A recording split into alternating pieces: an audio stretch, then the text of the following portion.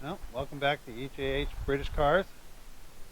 Just thought I'd give you a quick update. I've been working on the frame, and of course it's been raining a lot here, and I'm working outside, so I haven't been able to spend too much time on it. So here it is.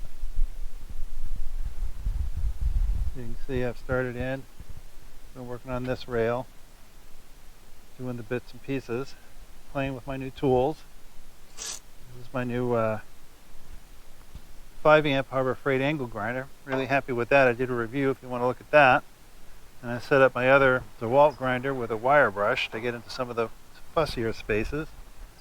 And I just picked up this Milwaukee, it's the M12 series, 12 volt, for getting into the corner. So I'm going to play with that today a little bit.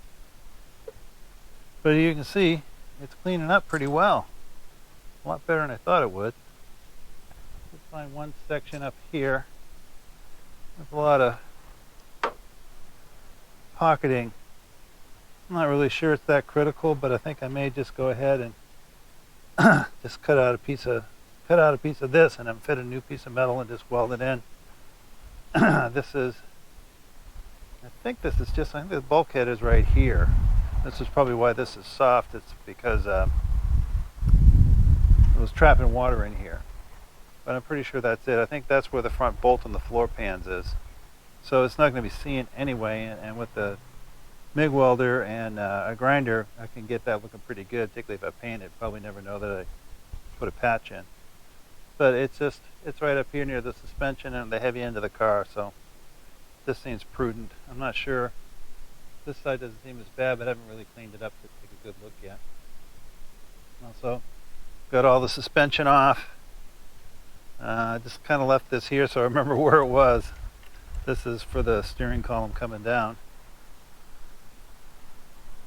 It was interesting. Somebody had this front suspension apart before in the wishbone.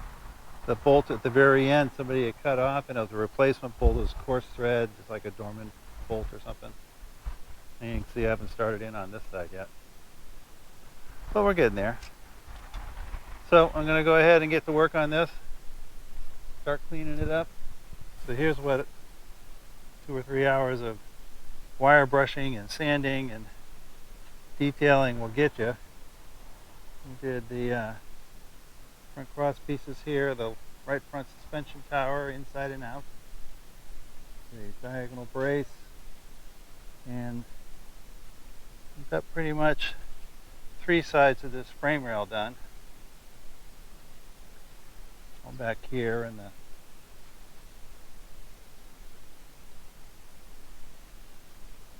I put sodium phosphate on it. I think this is the Permatex brand.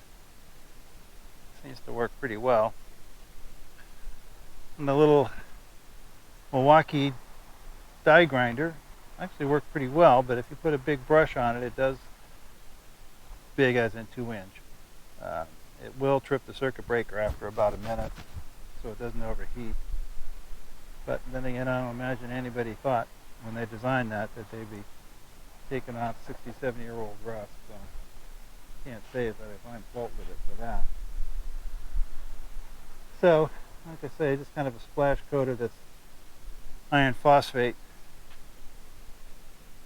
just to keep it from rusting again, because we're getting rain every other day here nowadays.